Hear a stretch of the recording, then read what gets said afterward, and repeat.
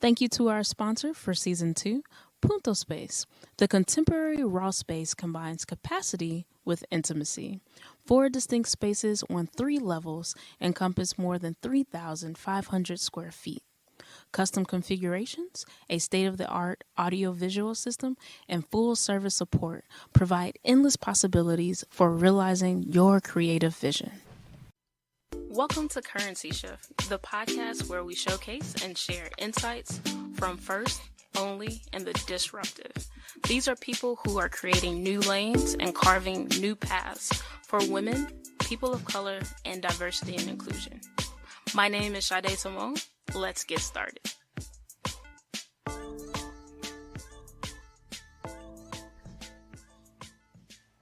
All right, we have Amadeus in the house. What up? No, peace and blessings, Yes. Queen. Cheers to you. Cheers to Take a great season. Take a little sip. I'll take a sip. Look, I'm talking. I ain't even.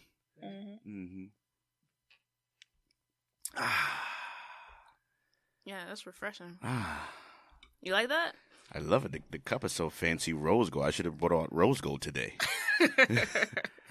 Nah, it's good. I like the bright orange. Yeah. We are lively and bright here today. Yeah. Amadeus, it is a pleasure to have you in the studio and a part of season 2. Thank you.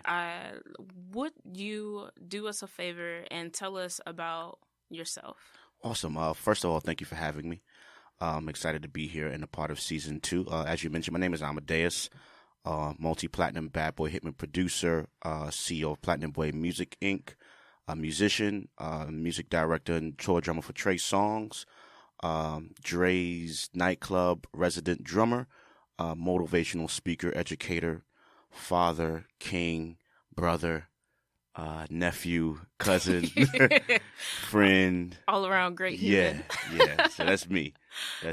Excellent.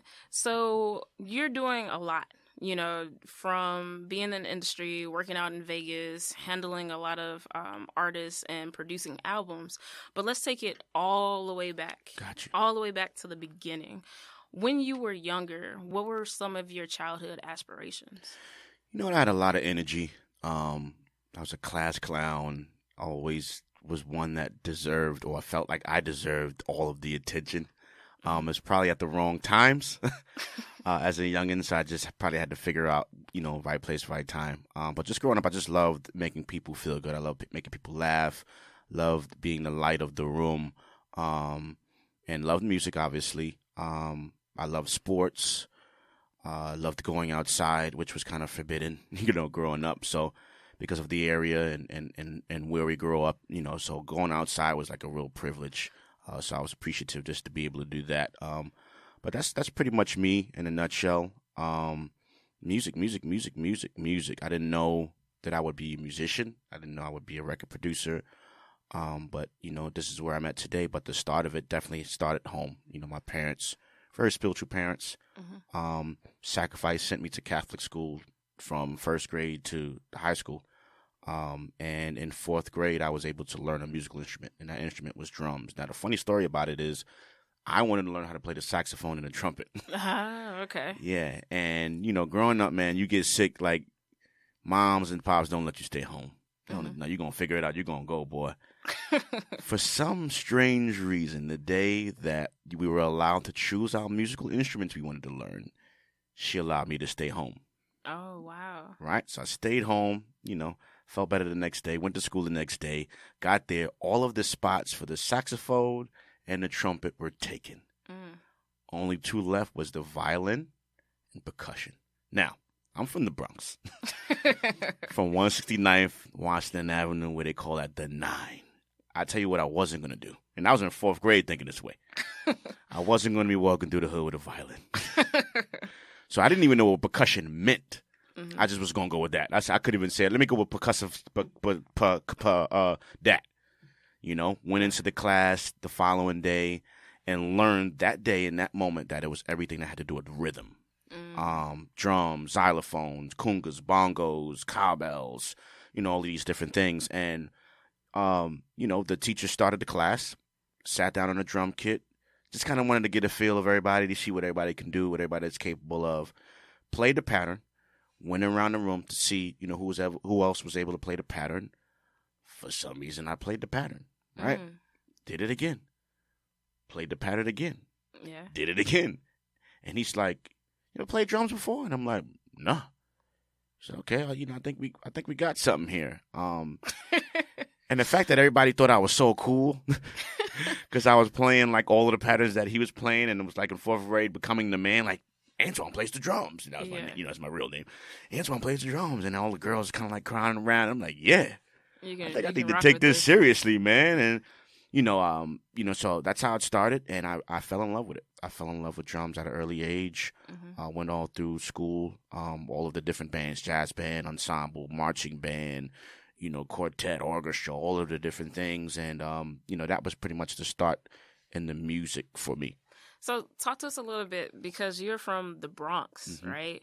So tell us about what it was like growing up during that time period, right, and really discovering that you love the drums and that you're actually good at it. Tell us about like what that environment was like in the Bronx at that time. It was or tough. In New York. It was tough, very challenging. And I mentioned earlier in the story about how going outside was a privilege. My mom was, I hope she don't get mad at me, because she was kind of scary, and back then I didn't know what that, I didn't understand why she was like that. I just wanted to go play. What year is this? Man. Just to give I'm context. 38 now. And how old are you in like fourth grade? Let me see. My daughter's 6. She's in first. 7, 8, 9. Was that 9, 10? Where around there. So about 9 or 10. And I loved basketball. I love basketball. I love baseball. I didn't like football because I felt like you'd get hurt. So I love basketball. I love baseball. And I just wanted to go outside and do whatever. My father was the leader of the Cub Scouts back then. So on Saturdays, that was like an opportunity for us to get out and do the different sports and be a part of that Cub Scout thing. But yeah, it was tough. It's tough, and tough meaning drugs, violence, shootings, gangs. So it sounds like this is more into the 80s. Yeah. A little bit later. Yeah. Okay, got it. So just tough, man. And I didn't get it. I just wanted to be a kid and enjoy it. And, from my parents was like, no, we need to make sure you're okay. We need to make sure you're safe. So school was it for me, school and church. And then that Saturday where I got a chance to be outside and be a part of with my dad at the Cub Scouts, and then maybe we went out for family day. That was really much it. So only my social life was mainly in school. And that sucked because how much can you really be social in school? You got lunchtime, and then there's the outside thing, which is like a half hour, and that's all you really pretty much got. So it was very difficult. So I'm just glad that I had a musical outlet that I can go between church and music, that kept my attention, that allowed me to do something that I loved doing until I was able to adapt in the real world. So after high school, right, you become this rock star within your school system, right? Everybody knows Antoine. Do they know you as Amadeus yet, or is it? Yeah. I got the name. Yeah, I was using the name. I didn't love it. It's funny because I didn't love it, but it was like, okay, I think it sounds cool. Where did it come from? So in first grade, they forced us to watch the movie. Okay. Right? And in the movie, I loved it. Like I realized that we were the same. Have you seen the movie yet? I haven't seen the movie. You guys must see the movie. Go see Amadeus, the movie. You have to see it. And we were similar in so many different ways. He was a clown. I was a clown. He's very talented. I was talented. He loved music. I loved music. He loves women and chased little young girls all over the place. He was young. Had to make that clear. He was young, so he was chasing girls his age or older women. And I was the same. So I'm like, we got a lot in common. So fast forward, I was trying to do the rap thing. We're going to speed through that. That's part of the story. I was trying to do the rap thing. And guess what my name was? My name was A Boogie. A Boogie. Boogie Down Bronx. Like, Got and everybody was in tears. Everybody was laughing. Everybody had all kind of jokes and everything. And now, we're in 2019. And we got an A Boogie with the hoodie, and he's popping in. He's like from 10 minutes from where I grew up at. You know what I'm saying? Yeah. So it's like, moral of the story, do you, be you, no matter what people say. So moving forward, so that's pretty much how I got the name. And the more I heard people say it, it just sounded powerful. And I know where the name come from, and I know the work that he put in. So it's kind of like me saying, I want to be the hip-hop, R&B, pop, new age Amadeus. So that's how the whole name came about.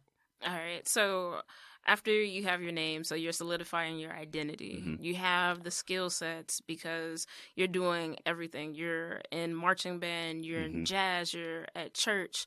So at what point after school, what were your next steps? Trying to figure it out, like really take it seriously and really become a professional music producer. Because I was doing it in high school. Like I was in high school, making beats and going to the studio and doing stuff like that. I actually got my first placement with Foxy Brown while I was in high school. So I started early and I was focused. And when the summer come around and everybody's trying to go to the pool and in Harlem and 125th Street and all that and Grant's Tomb and Rucker, you know what I'm saying? Kingdom. I was like, nah, I'm going to be in the room. I'm going to be in the lab. I'm going to be cooking up. And so I done lost friends. I done lost girlfriends. Or you want to do that? We can't go out to dinner. We can't go out to the movies. You want to sit here and make beats all day. You had that same outfit on yesterday when I came over and you got it on today. So I was like extremely focused. So I've obtained success at a young age. Growing up the way I grew up, I wouldn't say I wasn't poor. No way near poor, because at the end of the day, my parents were financially stable, but the finances went towards education. Mm-hmm. So when I'm asking for the Jordans and I can't get them, then I'm thinking I'm poor. You know what I'm saying? I'm thinking we're poor, not knowing that no, this money, this $500 is going to your tuition every month. Yeah. I'm a kid. I don't know that. I just want the Jordans. You know what I'm saying? I want those Boss jeans. I want the Parasucos. Mm-hmm. So I wasn't able to have those what I call the finer things of life. So it's funny, when I first got my, first check, I went nuts, like nuts. I remember going to 34th Street to the Foot Locker and just saying, I want all of these sneakers right here in a size 10.5. Never forget it. Oh yeah, I went crazy. Really? Oh yeah. All these, and then I think it was a dude. It was a girl or a dude. There was a dude helping me, and he thought it was a joke. I said, nah, for real. He's like, yo, man, I'm not going to get all these sneakers, man, and you maybe, I said, nah, just I just want to make sure they fit, we good. So he blew me off. Female comes up, and she looks at me, put her hands on her hip, and was like, listen, you sure? I said, yeah, I just want to make sure they fit. Boom. Brings them all out. Try on one. He says, yeah, let's wrap this up. And she's like, yeah, it's like 15, 20 pairs of sneakers. Let's wrap this up. Goes up to the register, swipe the card. The dude is in the back, like, because they get commission.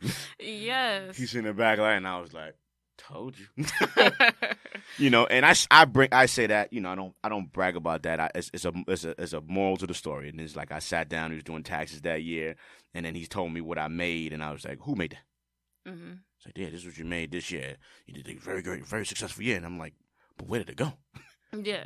Then I just thought about all those moments, all those store visits, all those dinners, and all those late night studio orders, and it was something I had to go through because I had to get that out, So is this still when you're grinding it out after high school? Yeah.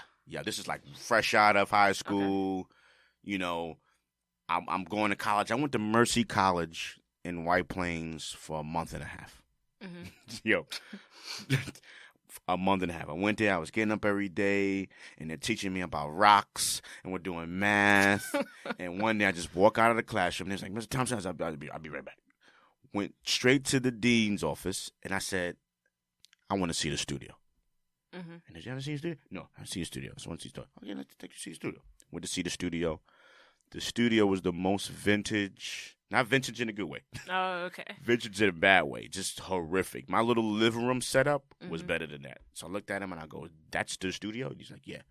So my second question was, so when am I going to get in here? And he's like, yeah, I know you're in for like music business and music production and engineering. That's not going to happen until your junior year. And I'm a freshman. Wow.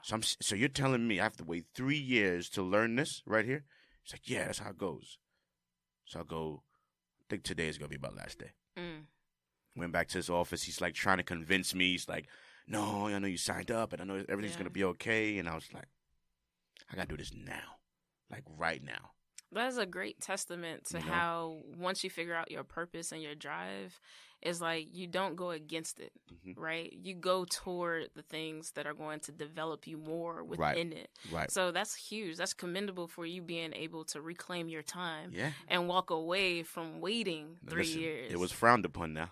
Yeah. Like I didn't by your parents, right? My parents, my pastor, my friends. Like, what do you like? A producer? Like what? Like what? My mother didn't even know what is that? You know, and I'm like, trust me. No, you're not going to be sitting here all day and this and this and that. And I'm like, listen, ma. Because, you know, I was playing at the church as a musician. Get my little money here and there. It wasn't crazy, but it was enough to say, here, ma, here's towards the light and gas. You know, because I'm making beats all day, so I know I'm running up that electric bill. Here. So it's like, ma, if I'm giving you the hair money. It's legal. It's from the church. Let me do me. Whether you understand it or not, let me do me. And they did just that. And then, you know, here I am today, man. So, like you said, it's you believe in yourself. You know what you have. Yes. You put in the work, and you just go. You know, you never give up. You know, a lot of, like, I've heard a lot. I heard a lot, and I heard a lot from the closest people to me. And it's not a negative thing. It's just their reality. You know, it's like, well, I did this didn't work for me. He did that didn't work for them. And I just kept saying, I'm not them. Yes. I'm not you. And there's no disrespect. But I know my gift. I know the gift that God has blessed me with. I'm not fearful of it. I want to use it. I want to walk in it. I want to go get what's mine. And I have a vision, and I know it's obtainable, and I want to go. So very, very lonely. Very, very, very, very, very lonely. But it sounds like you just 100% trusted yourself. Absolutely. Because at a young age, you realize this is what I need to do in order to be happy, but also successful. Absolutely. So let's touch on that. So after college, you say you chuck the deuces to the dean and that whole college with the vintage, and you're back in with your mom, you're paying her. What was the turning point that really helped you take it to that next level? You know, the first placement was Foxy Brown. It was on the Cradle to the Grave movie and soundtrack. How did you meet Foxy Brown? Or how did that connection even happen? Right. So my cousin, through marriage, was working at Interscope alongside her brother. Her brother, Anton Marchand, was the head of A&R at Interscope Records. So I took a meeting at the label with him, played him a bunch of music. He loved it. Now, Foxy is his sister. So, you know, it wasn't like he was working on the project. He was just like, man, he got some dope music. Go see my sister. She's in the studio tonight. She's at Chung King. Went to the studio, played her a bunch of music. She loved it. She picked out what she liked. She's like, all right, cool. Nice to meet you. Boom. I get a phone call the next day from her brother, and he was like, yo, man, she wrote 2 songs. And I think one of the songs she wrote is going to be used in a movie that DMX is doing called Cradle to the Grave. I'm like, all right, that's cool. The one with Aaliyah and the vampires. Yeah. Okay. So we doing that, right? And she did another song. She did another song, Get Off Me. Now, this is funny because the song Get Off Me was a diss record. And she had a diss record towards Eve. Oh, wow. Okay. Now, I loved Eve with all of my heart. Like, Pitbull loved Eve. Yeah. So I heard it. Everybody's in the room going crazy. And I'm like, guys, so what does that mean? Like, does this mean, like, we got a problem with Eve? Does this mean, like, I have a problem with Eve and Rough Rider? This is just about you and Eve? Like, how does this, I mean, I made the beat. How does this work? Like, I was scared to death. And talk about why you were scared a little bit, though. Because during that time period, I just felt like I just got invited forcefully into the beef. Like, man, so my beat, because I had a sample, and the sample, I chopped it up to say, get off me.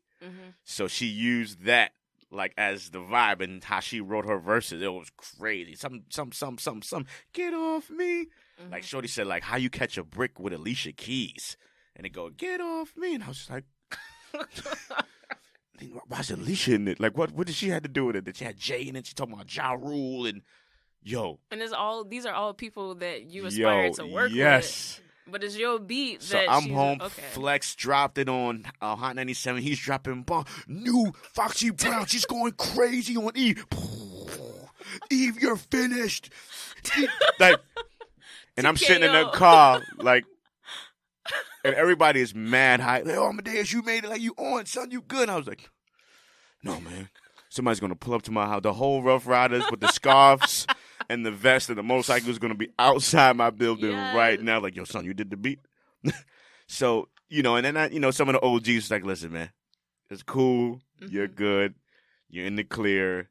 This is between her and Eve. I know you made the beat, but this ain't got, just as long as you keep your mouth shut. Yeah. You ain't got nothing. And this is way before social media. This is before internet. Like, so this is just straight radio and streets. It's like 90s. This is the 90s decade. Yeah, you know what I'm saying? Late 90s, yeah. So yes, that's how that came about. And the soundtrack was monumental because first placement ever in the movie. It's on the soundtrack. The soundtrack went gold. It sold 500,000 copies. So this is my first any and everything in regards to producing, song placements, song out, credits, name in the movie credits at the roll as it rolling it in. So I'm like, this is how I'm starting, which is like pros and cons because it's like, man, okay, only up for here, right? Only up from here. But it's like the amount of pressure that came on me was just like, it was tough. So I took it in a positive light. But man, I'm like, okay, I can only go up from here. Like I only can, now I'm just going to sell this and sell that and do that. So, but it was just a monumental moment, man. And just one of the first moments for me. Plaque hangs on the wall still to this day. And I'm appreciative, of that moment. So after that moment, like, what was the next steps? Like, who reached out to you? How did that transpire where you were able to work with people like J-Lo right. and Trey Songz? Like, how did that happen after Cradle to the Grave, or was there like a little drought period before it took off? See, I was a hustler. And like I said, we didn't have the internet, we didn't have social media, so I had to get out there for real. So I didn't have a problem with standing in front of labels. I didn't have a problem going and figuring out what networking event was happening. There was a lot of events happening back in that time. You know what I'm saying? Album listenings and studio this and studio that. All of the studios was open. Sony, Hit Factories, Daddy's House, Chung King, Right Track, Sound on Sound. Like in there, you can just pull up to the studio. You might see Swiss in there. You might see DMX in there. Like this is Mano. You might like J-Lo. Anybody could be in there. And it's like, it's all about your hustle and what you're willing to do and not being afraid. Like if I'm in Sony working on a record and J-Lo is downstairs or Fab is over here, obviously you can't walk in the room, but you might hit the assistant engineer and be like, yo, man, just going in, let him know it's a kid named Amadeus outside. He got some beats he want to play. He's working on. Because at the end of the day, if you're in the building, you're doing something. Yeah. You can't just get in the building. So if he's in the building, it's kind of like a pass in a way where he's in the building, he's working with somebody. All right, cool. That's how I got the Tomato. That's how I got the Fab. It's like, I'm going to play these beats and then, some picked it, some didn't like it, some liked it. And that's how it got started. But the networking that I was doing was very powerful. We had Blackport, Tomway, two-port. I'm saying it all wrong. Tomport two-way pagers. And there was like a little device that folded. It had, buttons on it for you to type. And there was something on it called Beam. And basically, I can put my pager to your pager, and we can beam and exchange exchange contact information. And that was the cool, fun thing to do. Yeah. So, like, I'll see, Fab or whomever and be like, yo, man, I'm a producer, man. Let's just beam each other. It was fun. Yeah. So, like, I would exchange contact with a Fab or a Foxy because it was cool to do. I'm in the building. I'm in the spot. I'm somebody. I do something musically. Yeah. Like I said, I have access. And it'll go. And in a second, whatever contact information I have on myself would be in your phone and vice versa. Nice. And I would just go around the room not knowing who they were. Go home, look at who contact I got, reach out. My name is Amadeus. I'm from the Bronx. I'm 16, I'm 17, I'm 18, I'm producing, I want to send you some music. Let's set up a meeting. And that's how I was. And, you would get some yeses and you would get some no's. So I've created those relationships, maintained them relationships. I was sending people beats for months. And just, no, I ain't ready. Nah, it's cool. Nah. Every week I have a new 10. Here, check these out. Check these 15 joints out. No. Oh, I like this. Let me get that from a Lil Mo, from a Cameron, from a Mike Jones. And these are all of the people, papoose, that would work with me early on before a real name was established for myself as a producer. I like that because you're touching on a few things that I think is important for the audience and the listeners, is that you were persistent and you had no fear, but you were sending beats to people for months before they said yes. Right. Because you were just maintaining that relationship. Absolutely. You were staying top of mind with these people, which is commendable because not a lot of people think that, all right, I'll connect with this person. I'll send them my information. Oh, they don't respond to me. They're not rocking with me. Let me just step off, cut you off, unfollow. Yeah, and I'm glad you brought that up because oftentimes people allow their pride and ego to overtake them and take it personally. And I'm glad you mentioned that because it just reminded me of a story. I ran into a OG name. His name is Brian Leach. Brian Leach was the vice president of VP of A&R at TVT Records. It's about years ago when like Lil Jon and the East Side Boys first came out, like Pitbull and like, but early on, right? Like the first album, Yeah, Pitbull. yes, I missed that Pitbull. yes. He was Mm-hmm. that was a great album. You know, so I was taking meetings with him, playing them beats. I would call him every week, every 2 weeks. I had beats, and let me tell you what's dope. What's dope was I ran into him at the Barclays Center. Was it this year? This year, ran into him at the Barclays Center, and he introduced me to I think his new A&R and a new artist that he has. And he said, and for those that don't know who he's responsible for now, he's responsible for the whole ASAP movement. Mm-hmm. So Polo Grounds is his label now, and he signed ASAP Rocky. So ASAP Rocky, ASAP Ferg, that whole movement is under his label. Mm-hmm. And I remember him telling him, he was like, yo, Amadeus used to hit me every week, call my assistant and say, yo, Brian, I got another 10 beats. I got another 15. I got another 20. Mm-hmm. And will come faithfully to my office and play me beats. And I'm talking about this is years ago. Mm-hmm. And the fact that he remembered that and didn't frown upon it, because some liked it and some didn't. Yeah. You know, I would get so, man, you playing me too much music, yo. Like, yo, bring me 3 joints. Bring me 3 of your hottest joints, and that's it. So I had those, and I had those that would just listen. Because at the end of the day, in my mind, as a musician, as a producer, if you have Pitbull on your label, right, mm-hmm. and I'm coming to play your music with Pitbull, I don't know what Pitbull wants. Mm-hmm. He can want a ballad, he can want a mid, he can want an up tempo, he can want a sample, he could not want I don't know what he wants. You don't know what he wants. Mm-hmm. He don't know what he wants. To be real, yeah. You know, and that's no shot that sometimes artists don't know, and it can be triggered by what you play. Yes. You know, so as the producers, we have a very important job. You know, I always say we create the blueprint. Mm-hmm. You know, I come into the studio, you have nothing done. I say, listen to this, right? Mm-hmm. You listen to these beats, these ideas, and then or you're moved by a track, you're moved by a beat. Okay, I like this. What are you feeling? Mm-hmm. That track made you feel a certain kind of way that puts you in the mood. You could be pissed, you could be angry, you could feel sexy, you could light a candle, get champagne out. You know what I'm saying? Now there's a concept. But you didn't get a concept until you heard the track. Right. So you had to see what you had to see what the blueprint was to get the vibe and the vision and the idea. Now you have an idea. You know what I'm saying? Yeah. So it sounds beautiful. Like you had your early start. You found out exactly what you want to do at an early age. You're making connections. You're hustling and out here. But let's talk about the struggle. Yeah. Let's dive into that a little bit about like when times were rough. Right. Like talk to us about the music industry from your perspective and your experience of how you handle tough situations and what type of tough situations did you encounter? Perfect. I love it. So the Foxy Brown situation, right? The first placement, right? That came with a lot of challenges. What happened was she has another brother named Gavin Marchand, and he was more of the creative brother when it came to her musically. He was always in the studio with her, would write with her, would help her pick beats, that whole type of thing. Genius, that what he does. So when this record came about for the Cradle to the Grave soundtrack, and the song was released, the song had said produced by him and myself. Mm. We never discussed it. We never talked about it. We never talked. And you know, being that she was signed to Def Jam at the time, the relationship with Def Jam, her and her brother was like, you know, was tough, was tight. Mm-hmm. You got this young producer, new dude, nobody knows, you know, me, I don't know them, and it's me against them. So he goes in and says, yeah, I produced the beat with Amadeus. You know, boom, boom, boom, says what he says. Next thing I know, I'm calling to figure out where the check is. Half of the check is cut to him. You know what I'm saying? And this is the first situation. So this is how, you know, so as much, and I'm glad you brought that up, as much of a monumental moment it was, it came up with a lot of negativity.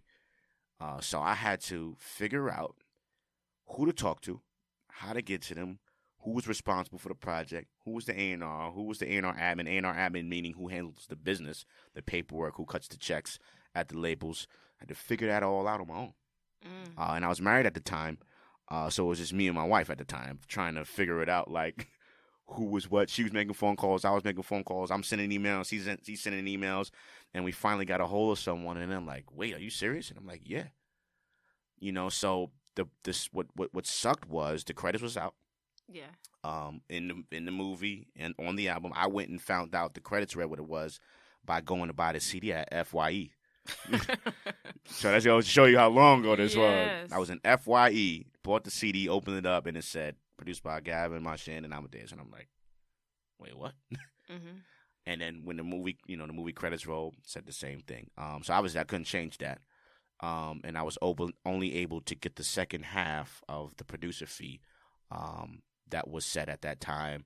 And, I want to say a learning experience, but not really because it was beyond my control. You know what I'm saying? And I didn't have any power there. He had power at Def Jam, and it is what it is. So that was one thing that I went through. Very angry, very upset.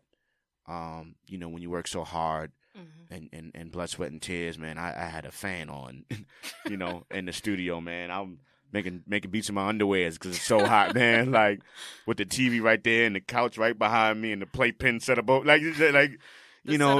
sweat, and tears, man, to not be properly compensated. You know what I'm saying? And I was angry about it for a long time, but I'm obviously in a better place now about it. Everything happens for a reason, and I always say karma's karma. So that's one thing. And just as a producer, as a musician, I think the challenge is staying relevant. Is mattering. Like, just do you matter? And how you make that happen is to always be consistent, always be persistent, and always remain creative and be willing to grow and change and adapt to whatever the circumstances are or whatever the environment is, just moving from equipment to the technology that we have today, right. The way business is done back when I started to nowadays, to the internet now. Now you have social media. So all of these things that I didn't have growing up and coming up as a producer, it changed. And now it's like, how do you adapt? So now I have social media. Now, I'm requesting followers and, contacting and being in touch with fans, and it's dope. So I think, I've been in it for 18 years now.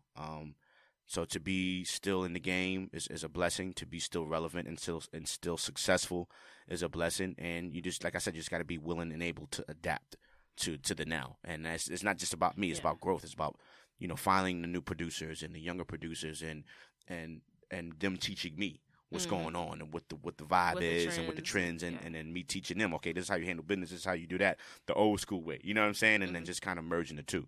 So talk to us a little bit about like your mental health, right? Because you're juggling a lot with the music industry. You have a family. Happy belated birthday to your son. Thank you. But it's like you have your hands in a lot of pots, right? And then you do a lot of traveling as well.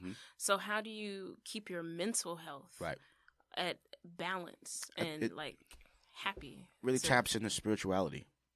And I can only speak for me. For me, everybody can have a different answer, but for me is spirituality. And I was, I was taught in a certain way. I grew up a certain way.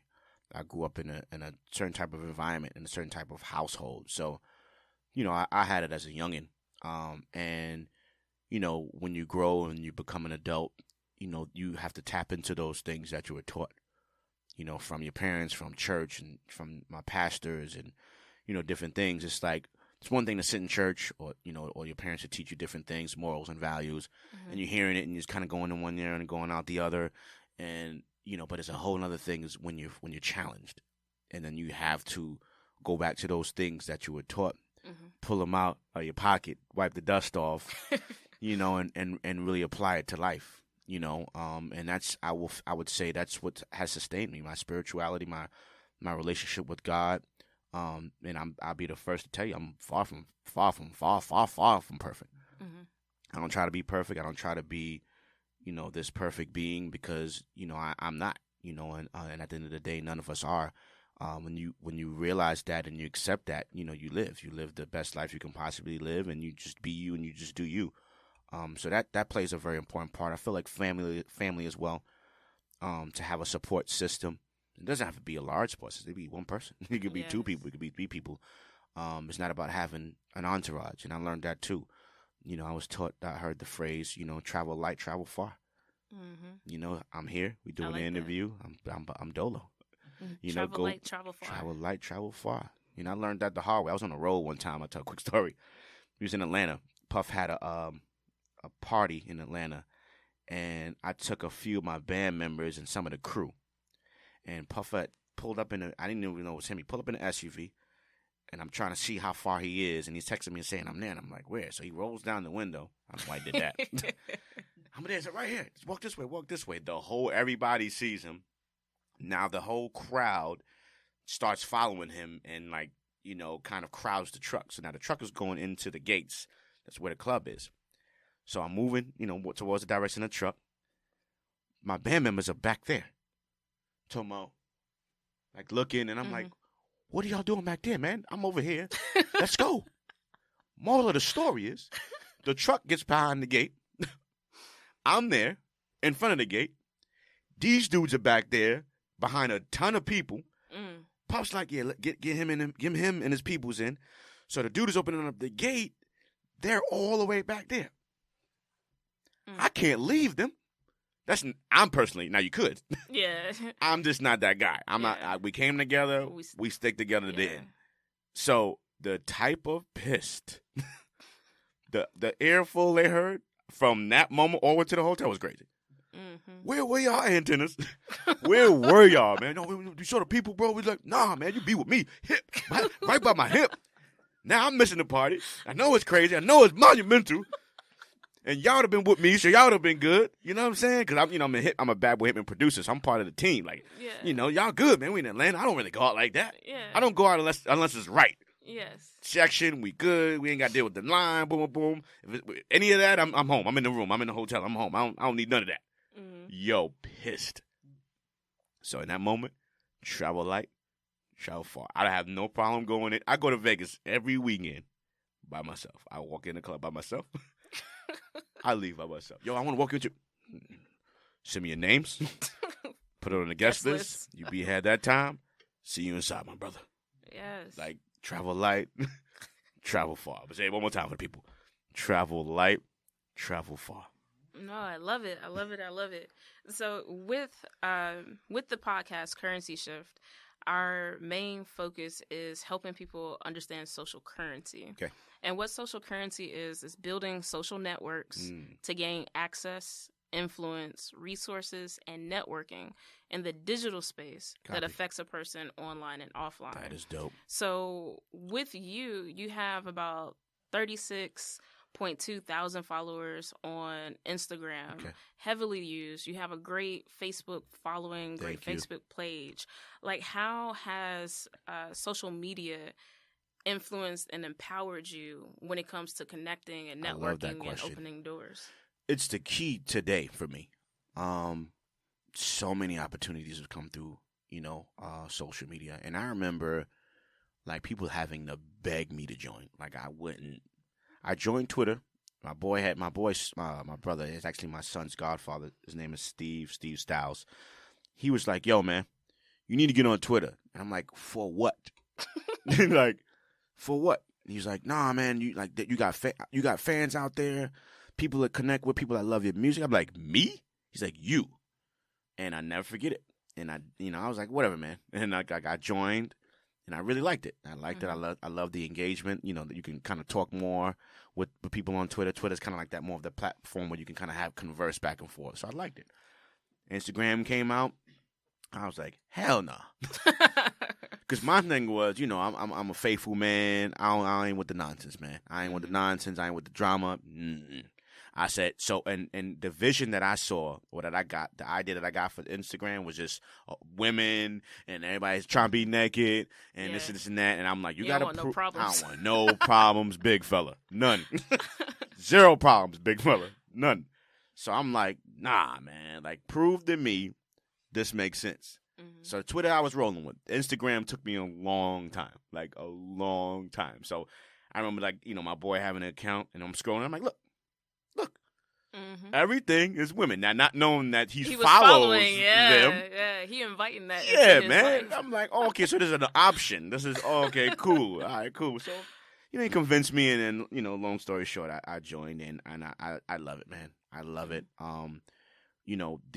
Anything in life is about how you do it and how you use it. Anything, any situation, any opportunity, anything is about how you do it, and what you do with it. So I've learned to make it work for me. All the artists is on there, all of the managers is on there, all of the labels is on there, and it's just ways to connect.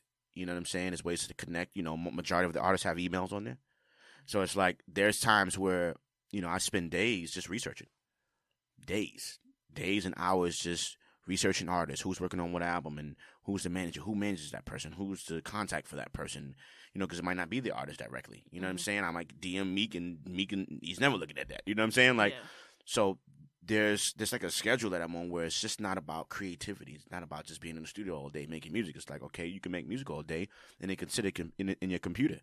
If you don't have nobody to send it to, what's the point? Exactly. So you got to split up and balance it all out to make sense for you. So social media is amazing. It's an amazing platform.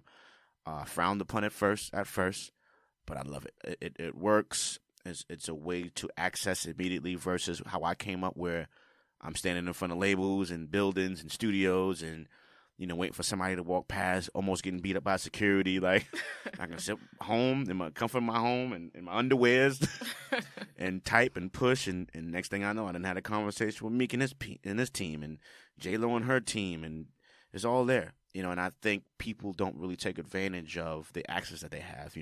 I always get a question, how did you connect with this? How did you do that? How did you do this? How did you do that? I'm like, yo, everything you need is at your fingertips. I didn't have the internet. Yeah. You have the internet as a musician, as a producer, coming to me to say, how do I get to Trey songs? Bro, it's right there.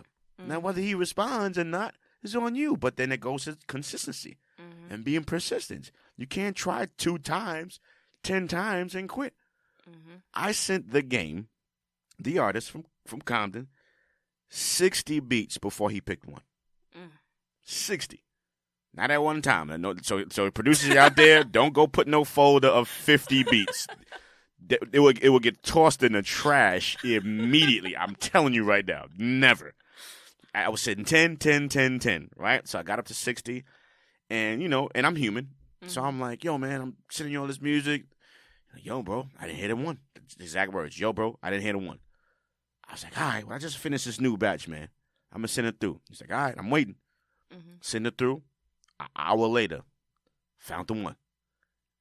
So it sounds so cliche. I know if everybody that's listening, like, oh, boy, here we go. Nah, man, this is real life. Like, everything I'm doing, everything that I've accomplished, everything that I'm working towards, working on, was once an idea, was once a thought. And it's about the work and it's about the action that I put in night and day. You know what I'm saying? To get to where I'm at. And I'm where I'm at, 18 years later, producing for over 90 artists, plaques on the wall, residencies, toured the world with Trey, still going. And I still have that same hustle and that same hunger for it. Like, I'm still on the computer. I don't got no publicist. I don't got no manager. This is me. Yeah. This is me. And most people say, well, I need a manager. It's cool to have one. It's a blessing. Let me rephrase that. Yes. It's amazing to have management and a team and people that surround you that do different things. But you talking to a king that's known for just doing his own thing. Yes. I'm the one on the computer saying, well, who's that? Who's this interview, this thing, this, if you look at my social media, like you said it, like there's a lot of movement between Vegas and music and interviews. That's all me. My email's going out. Say, oh, this is what you're doing. And you got to be humble, man. No matter how dope you are, how great you are, how talented you are, how successful you are, always remain humble. You know how many people don't know me? And I'm okay with that. Right. Because when I send you the media kit, it's a nice introduction without me saying a word that just lays it all out on paper for you. And somewhere, somehow, some way, one record is going to connect. Whether it's a record, whether it's a song, whether it's an interview, whether it's a show. Oh, you did that show in London on this date with Trey? I was there. That was you on the drums? Yeah. Yeah. So you got to be able to work, man. You got to be able to, make it work for you. So I'm so glad for this platform, and I love the questions that you're asking because, people don't pay attention to this type of stuff. People think it's all about me, going in the studio doing a song tonight, getting it mixed, and then putting it on the internet tomorrow. And then shooting the video that same week. And then, because everything is so fast and everything is so obtainable and you can do everything right now, right in front of you. Nah, man, I went and bought a beat machine that was $1,300 that didn't come with no sounds. You had I to had to create. make sounds. I had to sample. I had to. So now you go get this right here, this computer, Mm-hmm. and you pay $400, and you go get Logic or Fruity Loops, and now they're saying, here's Fruity Loops, here's the software, here's 10,000 sounds. Go be a producer. I see why you're a producer. I see why you're an artist. This could be a studio setup right here. This podcast with the microphone, with the laptop, with this and this board right here, I can make a whole album right here, right now. Mm-hmm. Couldn't do that back in the day.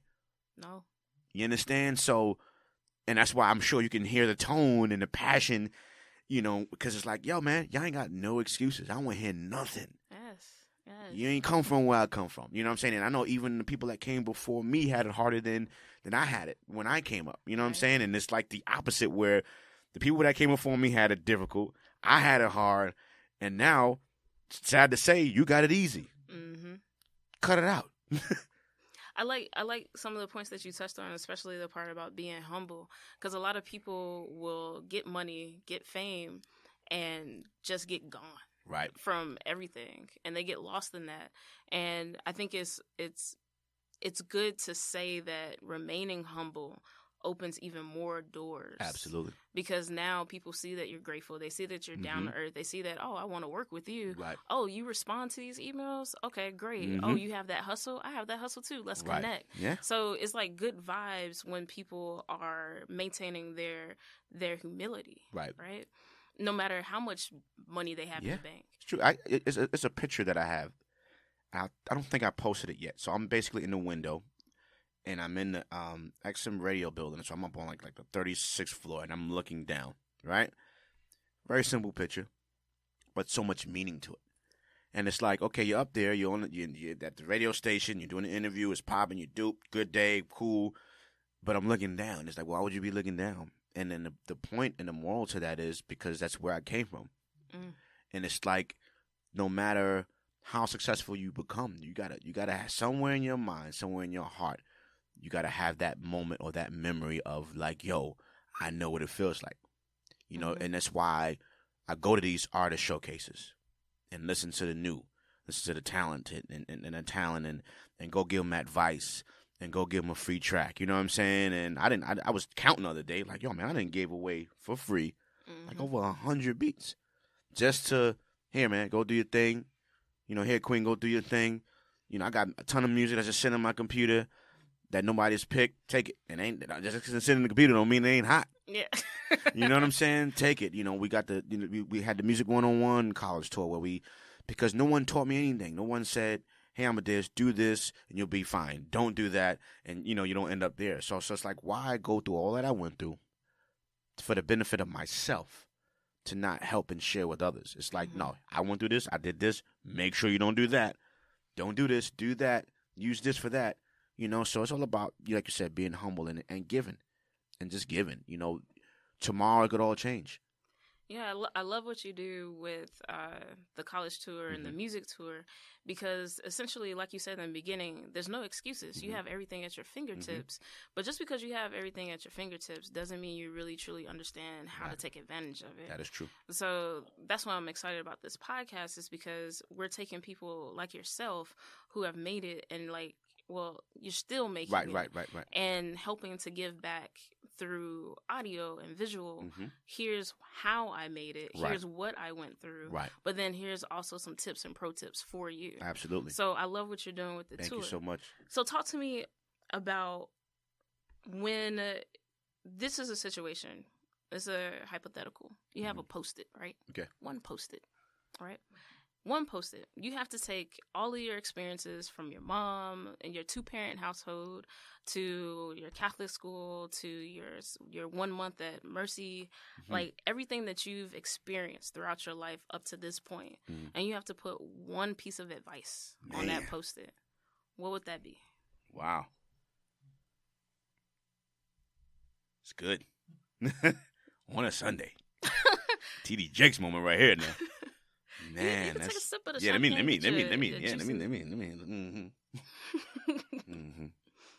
Wow. So I don't want to just give no. I want to really take that in. Whew. Wow. so many angles. Right. Um, Choose that one angle that you think is like the most powerful, even the advice that you've ever received. right. Or something that you want to create as advice. Right. Based on what you've gone through. I'll say this. Every night, right? We all dream. What that dream is it's on you. You know, it could be about a vision. It could be a want, a need, and just to lighten the situation. It could be a young lady you saw at the mall. It could be a young man you saw at the movie theater. But either way, we dream, right? And I wholeheartedly feel that our dreams is a vision of what reality is supposed to be. And I'm only speaking from the positive side of that. You know, and I want to be clear because obviously you can have dreams that, you know, someone died. You got dreams of someone passing. Yeah. You know, there was always a thing of if you lose teeth, that means, you know, and then it hurt, that means someone close to you will pass. So you have all these different things. So I want to be specific in what I'm saying. So I've dreamt of playing those stages, Madison Square Garden and arenas. I've dreamt of touring the entire world. I dreamt it. Dreamt of producing records. I dreamt of plaques hanging on the wall. It wasn't a financial dream. I didn't know nothing about that. I just knew what I want, the end result. Plaques, people around the world knowing my name, knowing my music. So with that, like I said, I just feel like dreams are meant to be a reality. So when you dream at night or during the day, you know, depending on when you sleep, you know, and you wake up and you have an opportunity and you have breath of life, go after them. You know, go after them. And it's going to be challenging and it's going to be tough. It's going to be difficult and you're going to want to quit and you're going to want to give up and you're not going to believe in yourself. You're not going to believe in the dream. But you're hearing from someone that's living his dream with an S on the end, excuse me. I'm living my dreams each and every single day. I deal with hardships. I deal with struggle. I deal with loss. I deal with defeat. I deal with being discouraged. I deal with financial struggle. You know, I deal with a lot of different things because you touched on something earlier. You said mental. How do you? And man, the only thing I can say is God. Because how do I? I can't even really fully answer that. I'm just moving and I'm just going and I'm just remaining prayerful and I'm just trying to keep as much positive energy surrounding me and within me and give off as much as I possibly can, as much as I can possibly humanly can. Like and I love that question. So like I said, if to leave those listeners that, you know, if I had to leave one thing, man, just those dreams that you're dreaming is not meant to just be dreams. It's not meant to be fake. It's not meant to be when you wake up, this is not my life. Nah, it's meant to have a vision. It's meant that vision is inside of you. Is like a child. You know, obviously only women can create and have give birth to a child, but our dreams are children. Yes. That need to be nurtured, that need to be molded, that need to be taught, that need to be preached to, that need to be loved and fed. And when you do all of these things to that child, you know, it tends to grow up to be an amazing individual. And that individual is your dream. Ooh, I love it. Love it, love it, love it. So dreams are your reality, the way the reality should be. And go after them and chase them. All right, do you want a refill on your champagne? I'm good. Okay, I'm gonna pour some. Yeah, go ahead. Because we're about to do our speed round, which is one of my favorites outside of learning more about the guests. And so with the speed round, I'm just going to ask you a few questions. Okay. And whatever comes to mind when you hear the question, you provide the answer. So it could be one whatever. word, a sentence, just It could quick. be whatever. But I'm quick. gonna say it quick. I'm gonna say the answer. I'm gonna say the questions quick. Boom. But if you got to take your time on some of them, do it. But I want to participate correctly. You said a speed round. How's with the yeah. boom? Yes. All right. You ready? All right. All right. You gotta shake it. Whew. All right. What gets you out of bed? Passion. Favorite band, or group, or MC, or artist? Biggie. Favorite drink? Grandma Ye and Hennessy. Favorite role models? President Obama. Luxury item? My car. Favorite food? Pizza. Favorite country to visit? London. Best way to give back? Time. Retirement place? Ooh. L.A. Cartoon? Ooh. Fast. Rugrats. Drama? Would Game of Thrones be that? It could be. Comedy? Eddie Murphy. What is happiness? Being at peace. Excellent. I don't know how it was excellent. I don't know. I could have been faster, man. I'm kind of disappointed in myself right now. I'm like shaking and moving all around. They can say, they get the camera on. They can see me. Yeah. I'm like, come on, bro. Come Harlem on, shaking dog. in here. You know what I'm saying? All right. Is there anything you would like the listeners to know? Anything? Man, I think we've touched on a lot of great things, a lot of things that I've never really spoke about and really touched on. So I think, we pretty much covered it all. Anything else you need to find out, about me, man, he's on social somehow. But I'm very happy with today's interview. Like I said, we definitely touched on some great topics. And you had to be really soul searching, man. And I don't get to really do that often. So I think it's a side of me that people will enjoy. What was shared today. All right. Appreciate it. Thank you for being on the show. Had Thank tons you. of fun. Absolutely. Where can people connect with you? On IG, I'm Amadeus PBM. P standing for Platinum Boy Music. So IG, Amadeus PBM. Also on IG, Platinum Boy Music. Twitter, producer Amadeus. Amadeus spelled Amadeus. Facebook, I kind of suck on Facebook. I don't really know how to. I just post, so I don't know how to I just learned how to tag. I think I know how to share. So just if you want to watch, we go on Facebook, but don't be disappointed if I don't respond. I'm much better on IG and Twitter. Just a disclaimer. But the Facebook is ain't Facebook personal? It's supposed to be. Like you have a personal page, but it kind of. I want to turn it into a fan page. Yeah, I gotta figure that out. I'm gonna Google it and figure it out. See how I said that, y'all? Yeah. I'm gonna Google it and figure it out. Self-learning. Yeah, man. So yeah, let's leave the Facebook out of it. My mama on there too, so yeah. I'll be trying not to curse on there and cuss and stuff. So Instagram and Twitter. Yeah, Instagram and Twitter. Holla at me. All right, pleasure. Thank you. Thank you to our sponsor for Season 2, Punto Space. The contemporary raw space combines capacity with intimacy.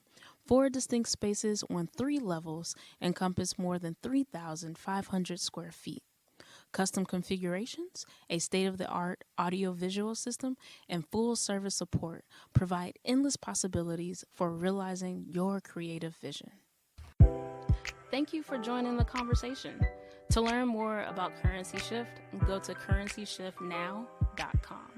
If you feel as though you fit the criteria as the first, the only, or the disruptive, send us an email, info@currencyshiftnow.com.